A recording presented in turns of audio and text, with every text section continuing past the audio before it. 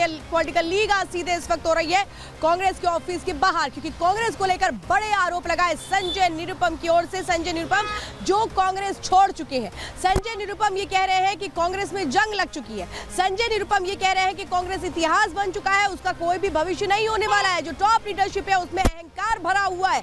वो साफ तौर पे कह रहे हैं जिस तरह से महाविकास अघाड़ी है वो 3 बीमार इकाइयों का मेल है। जिस कैंडिडेट को चुनावी मैदान में उतारा गया है वो खिचड़ी चोर है।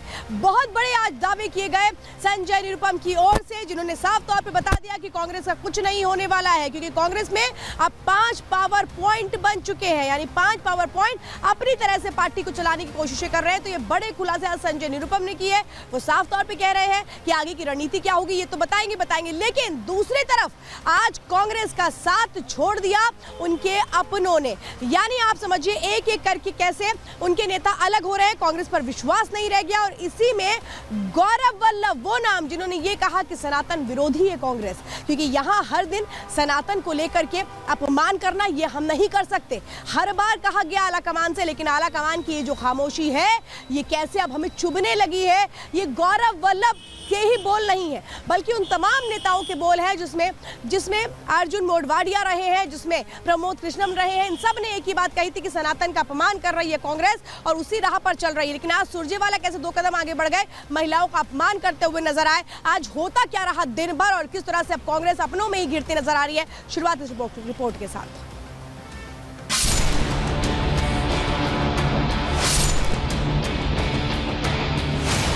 कांग्रेस पार्टी का अब कोई भविष्य नहीं। कांग्रेस पार्टी अब इतिहास जमा हो चुकी है। कांग्रेस पार्टी टैकल करने में बड़े गैप उसके अंदर आ रहे हैं। इतनी गंदी राजनीति मुझे आज तक समझ में नहीं आई। फिर क्या हो गया? हम एक सीधी ना आग्रह किए थे, हम तो कोई चीज उनसे मांगे नहीं थे। मैं पहले वाला विजेंदर हूं और जो भी मेरे को लगेगा गलत है, गलत को गलत कहूंगा, सही को सही कहूंगा। कांग्रेस पार्टी नहीं, एक पारिवारिक कंपनी है। कई चीजें ऐसी होती है व्यक्ति के जीवन में जिनमें किसी भी तरह का मोल भाव, कोई भी राजनीतिक गुणाभाग स्वीकार्य नहीं है। कांग्रेस ने धोखा दिया, उस धोखे को न्याय दिलाने का काम माननीय प्रधानमंत्री मोदी जी के द्वारा दिया। तो संजय निरुपम हो या गौरव वल्लभ हो, ये किस ओर आगे बढ़ रहे हैं? ये आगे बढ़ रहे हैं राष्ट्र के निर्माण के लिए। ये बात कर रहे हैं कि कैसे अब हमें आगे बढ़ना है, लेकिन विकास को आगे रखते हुए। लेकिन दूसरी तरफ अगर आप ये देखेंगे सुरजेवाला का वो बयान सामने आता है जिसमें सिर्फ और सिर्फ अपमान की सियासत होती है और परिवारवाद से घिरा हुआ वो बयान नजर आता है। 2 तस्वीरें कैसे फर्क करती हुई नजर आती है। एक तरफ संजय निरुपम थे और दूसरी तरफ थे सुरजेवाला। सुरजेवाला ने कैसे एक बार फिर से अपमान कर दिया महिलाओं का, सुनिए सर। एमपी क्यों बनाते हैं? ताकि वो हमारी आवाज उठा सके, हमारी बात मनवाए, इसीलिए बनाते होंगे। कोई एमामाल नहीं तो है नहीं जो के लिए बनाते हो। तो सोचिए जिस पार्टी की आलाकमान महिला हो वहां पर बार बार अगर महिलाओं का अपमान हो रहा है तो फिर आखिर क्या सोच है, क्या विचारधारा है, ये खुद ब खुद बयां होती है। लेकिन आज कैसे संजय निरुपम ने बड़े हमले किए तो गौरव वल्लभ बड़ी बातों को कहते हुए नजर आए और कैसे अब कांग्रेस पूरी तरह से घिर चुकी है सनातन के मुद्दे को लेकर की रिपोर्ट देखिए।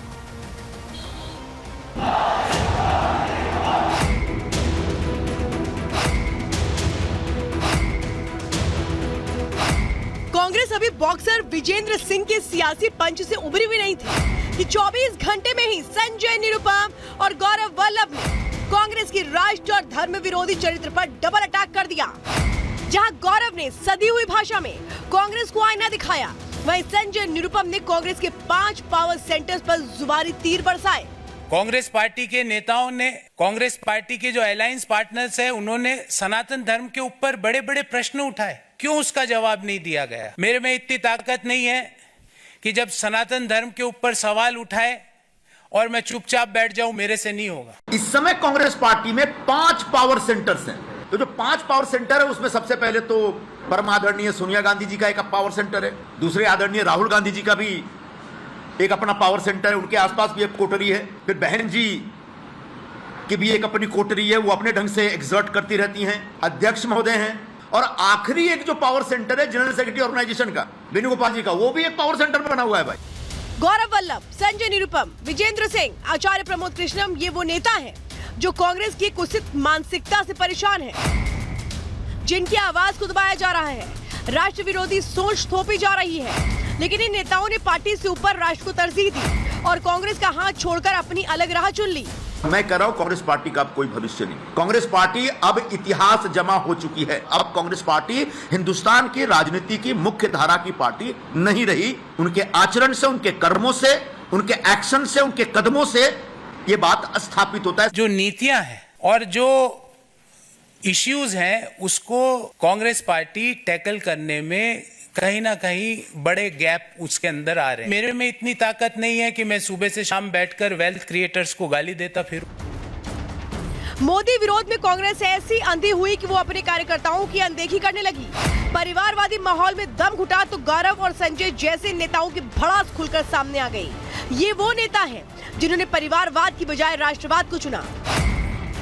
वहीं कांग्रेस में कई नेता ऐसे हैं जिन्हें अपमान वाली सियासत कांग्रेस से विरासत मिली, जिसका प्रदर्शन वो बार बार करते हैं। पहले सुप्रिया श्रीनेत और अब रणदीप सुरजेवाला। एक परिवार को खुश करने के लिए ये नेता देश की आधी आबादी का अपमान करने से गुरेज नहीं करते। पहले आप सुरजेवाला के इस बयान को ध्यान से सुनिए। एमएलए एमपी क्यों बनाते हैं? ताकि वो हमारी आवाज उठा सके, हमारी बात मनवाए, इसीलिए बनाते हूँ। कोई एमामाल नहीं तो नहीं जो के लिए बनाते हूँ। लोकसभा चुनाव में अपनी साख खो चुकी कांग्रेस अब ओझी राजनीति पर उतर आई है। जहां प्रधानमंत्री मोदी नारी सम्मान के लिए समर्पित है, वहीं कांग्रेस के नेता महिलाओं के प्रति ऐसी मानसिकता का प्रदर्शन कर रहे हैं। वो और कुछ नहीं कर सकते तो टिप्पणी कर रहे हैं। नारी तू नारायणी, ये इनके बारे में समझे। बहू बेटी सब होंगे उनके पास भी, सो एटलीस्ट वो लोग इनको सिखाएं कि ऐसा नहीं बोलना चाहिए। सुरजेवाला ने हेमा मालिनी का अपमान किया तो बीजेपी नेताओं ने मोर्चा संभाल लिया। कांग्रेस के नेता अपना आपा खो चुके हैं। अब भारत की मातृशक्ति के प्रति अपमानजनक टिप्पणी करके आधी आबादी का अपमान करने पर उतारू हो चुके हैं। उनकी सोच जो इतनी घिनौनी है, जो निरादर उनके मन में है, जो अपमानजनक भाषा को वो लगातार इस्तेमाल करते हैं, इसको लेकर ना सिर्फ इलेक्शन कमीशन को संज्ञान लेना चाहिए और सख्त कार्रवाई करनी चाहिए। नारी शक्ति का अपमान यही कांग्रेस पार्टी की पहचान।